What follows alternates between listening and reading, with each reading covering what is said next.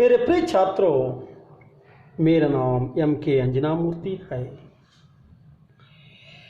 मैं पिछली कक्षा में रोबोट पाठ के बारे में आपको समझा रहा था। रोबोट पाठ में रोबोनिल धीरज सक्सेना के वैज्ञानिक कथा किस तरह टाइप किया, उसमें क्या कहानी था, उस कहानी पढ़ने से रोबोनिल के मन में किस तरह रोशनी हो गई आदि सभी के बारे में हम समझ गए थे। छात्रों, रोबोनिल हमेशा साधोराम के नौकर के बारे में, साधोराम के नौकरी के बारे में सोच रहा था। वो हमेशा सोचता था कि साधोराम को कैसे फिर नौकरी दिलाना है। उसी रात धीरज सक्सेना ने अपने घर के नौकर रोबोनिल को वर्ड प्रोसेसर में टाइप करने के लिए एक कहानी दिया। वह एक वैज्ञानिक कथा था। उसका कहानी संक्षेप में इस प्रकार थी कि एक घर में एक नौकर काम कर रहा था। अचानक उसे जानलेवा बीमार पड़ गया। तब वो उस घर के मालिक उस नौकर को नौकरी से छुट्टी देकर एक इंटेलिजेंट रोबोट को लाया। यह विषय उस इंटेलिजेंट रोबोट को मालूम होता है। फिर वह रोबोटिक संग में उस घर के मालिक के खिलाफ शिकायत करता है और रोबोटिक संघ के मालिक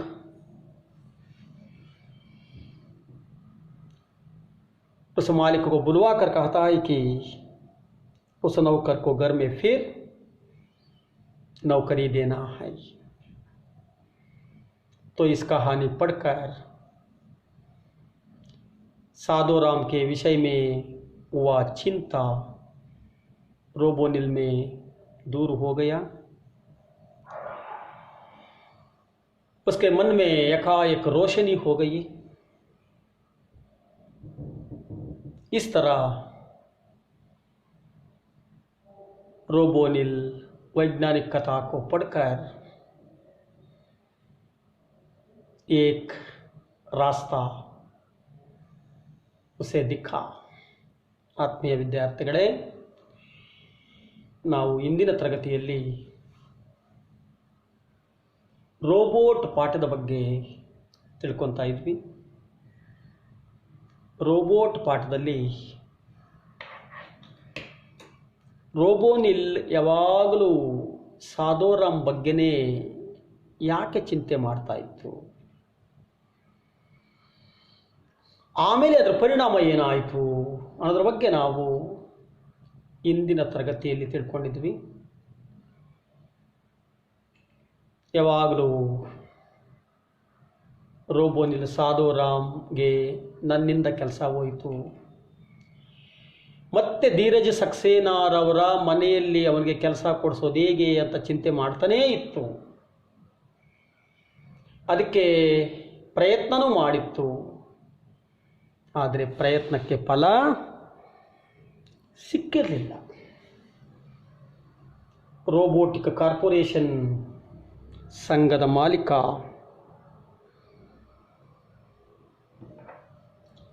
ರೋಬೋಜಿತ್, ರೋಬೋನಿಲ್ ಮತ್ತು ರೋಬೋದೀಪ್ ಇವರಿಬ್ಬರಿಗೂ ಸಹಾಯ ಮಾಡಿರಲಿಲ್ಲ. ಹೀಗೆ ಇರಬೇಕಾದ್ರೆ ಅದೇ ದಿನ ರಾತ್ರಿ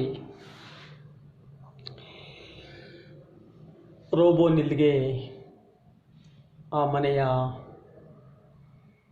ಮಾಲೀಕನಾದಂತಹ ಧೀರಜ್ ಸಕ್ಸೇನಾ ವರ್ಡ್ ಪ್ರೊಸೆಸರಲ್ಲಿ ಸಿಸ್ಟಮಲ್ಲಿ ಟೈಪ್ ಮಾಡೋದಕ್ಕೆ ಒಂದು ಕಥೆಯನ್ನು ಕೊಟ್ಟ. ಆ ಕತೆ ಒಂದು ವಿಜ್ಞಾನದ ಕಥೆಯಾಗಿತ್ತು. ಅದರ ಸಾರಾಂಶ ಏನಿತ್ತು ಅಂದರೆ, ಒಂದು ಮನೆಯಲ್ಲಿ ಒಬ್ಬ ನೌಕರ ಕೆಲಸ ಮಾಡ್ತಾ ಇದ್ದ. ಆ ನೌಕರನಿಗೆ ಅನಿರೀಕ್ಷಿತವಾಗಿ ಒಂದು ಗಂಭೀರವಾದ ಕಾಯಿಲೆ ಬಂತು. ಹೀಗಾಗಿ ಮನೆಯ ಮಾಲೀಕ ಆ ನೌಕರನ ಕೆಲಸದಿಂದ ತೆಗೆದು ಅದರ ಸ್ಥಾನದಲ್ಲಿ ಒಂದು ಇಂಟೆಲಿಜೆಂಟ್ ರೋಬೋಟನ್ನು ತಗೊಂಡ.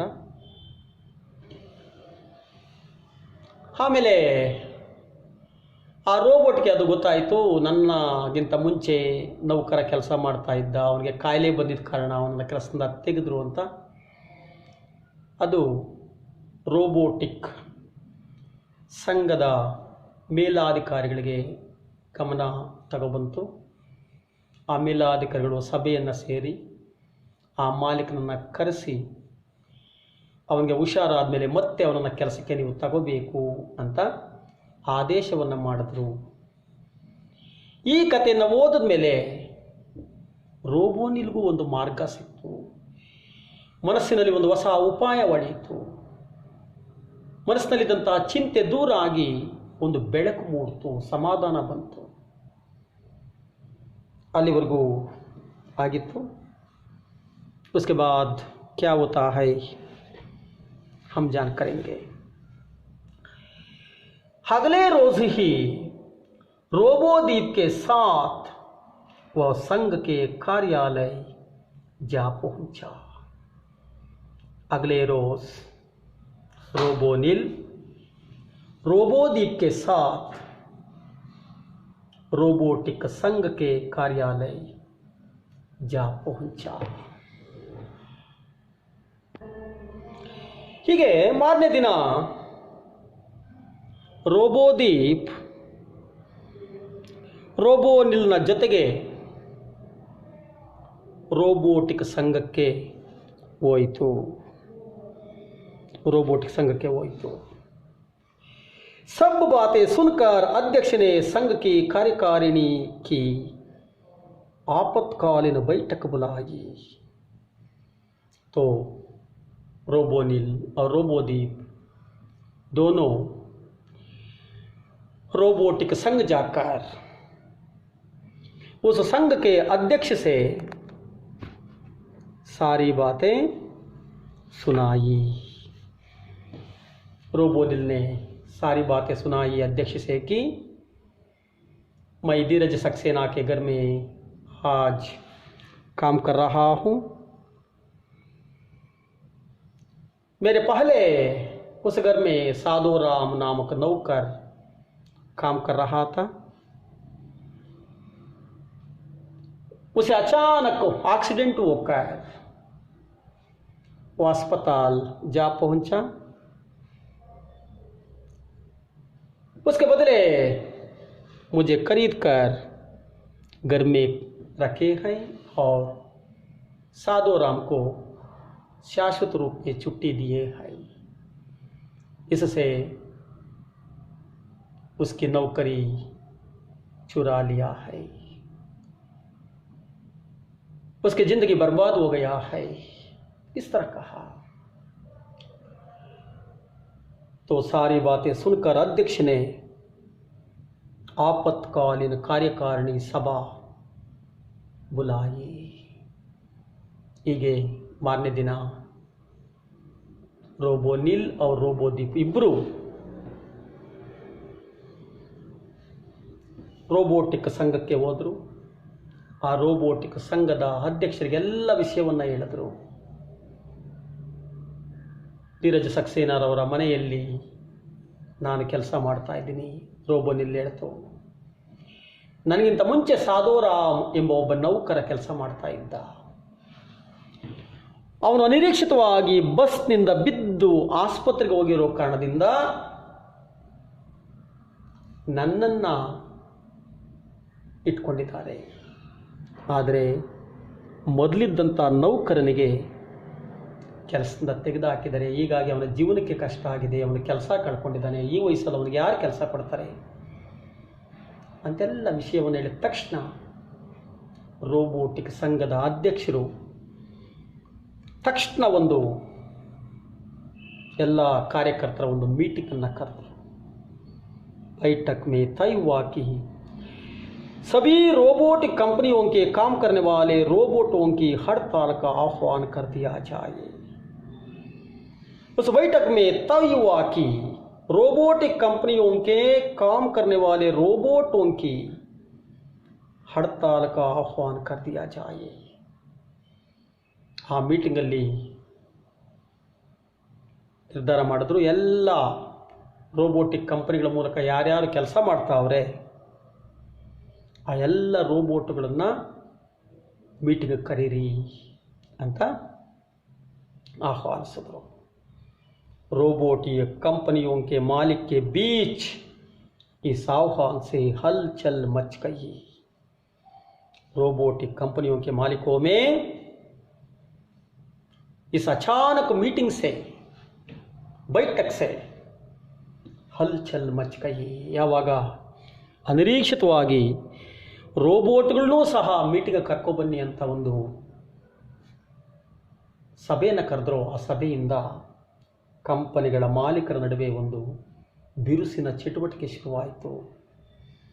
उन्होंने रोबोजीत पर सक्सेना परिवार के साथ हुए अनुबंध को तुरंत रद्द कर देने का दबाव डाला. ಆವಾಗ ಅವರು ರೋಬೋಜಿತ್ ಮೇಲೆ ಸಕ್ಸೇನಾ ಕುಟುಂಬದವರ ಜೊತೆ ಇರುವಂಥ ಒಂದು ಸಂಬಂಧವನ್ನು, ರೋಬೋಟ್ಗಳನ್ನ ಕೊಂಡ್ಕೊಂಡಿರೋದು, ರೋಬೋಟ್ಗಳನ್ನ ಕೆಲಸಕ್ಕೆ ಇಟ್ಕೊಂಡಿರೋದು, ಇವೆಲ್ಲವನ್ನು ಕ್ಯಾನ್ಸಲ್ ಮಾಡುವಂತಹ ಒಂದು ಬೆದರಿಕೆಯನ್ನು ಹಾಕಿದ್ರು. ರೋಬೋಜಿತ್ ಅಕೇಲಾ ಪಟ್ ಗಯಾ. ರೋಬೋಜಿತ್ ಅವಾಗ ಒಬ್ಬನೇ ಆಗಿಬಿಟ್ಟ. ಎಲ್ಲ ಕಂಪನಿಗಳ ಮಾಲೀಕರು ಒಂದಾಗ್ಬಿಟ್ರು, ರೋಬೋಜಿತು ಒಬ್ಬನೇ ಆಗಿಬಿಟ್ಟ. मजबूरन उसे धीरज सक्सेना के साथ अपने अनुबंध को तुरंत रद्द करके रोबोनिल को वापस बुलाने की बात माननी पड़ी. तक्षण धीरज सक्सेना ರೋಬೋಜಿತ್ ಏನು ಮಾಡ್ದ, ತಕ್ಷಣ ಧೀರಜ್ ಸಕ್ಸೇನಾ ನನ್ನ ಕರೆಸಿ, ನೀನು ಸಾಧೋರಾಮ್ಗೆ ಮತ್ತೆ ಕೆಲಸ ಕೊಟ್ಟಿಲ್ಲ ಅಂದರೆ ನೀನು ಕೊಂಡುಕೊಂಡಿರುವಂತಹ ನಿಮ್ಮ ಮನೆಯಲ್ಲಿರುವಂತಹ ರೋಬೋನ ನಾವು ವಾಪಸ್ ಕರ್ಸ್ಕೊತೀವಿ, ನಿಮ್ಮ ವ್ಯವಹಾರವನ್ನು ಕ್ಯಾನ್ಸಲ್ ಮಾಡ್ತೀವಿ ಅಂತ ಹೇಳಬೇಕಾಯಿತು. धीरज सक्सेना को जब यह सब पता चला तो उनके हाथों के तोते उठ गए. धीरज सक्सेना को सब बात मालूम हुआ, तब हाथों के तोते उठ गए. यह एक मुहावरा है. इसका मतलब है कि हाथ में हुए ತೋತೆ ಉಡ್ನ, ಕೈಯಲ್ಲಿರೋದು ಕಳೆದುಕೊಳ್ಳುವುದು ಅಂತ ಅರ್ಥ ಆಗುತ್ತೆ.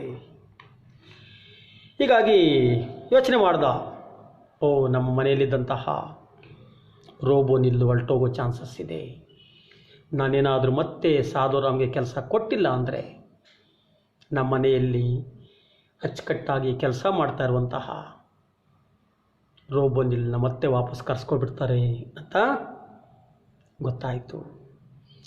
यह सच था कि उन्होंने साधुराम को नौकरी से निकालने का फैसला कर लिया था. यह सच था कि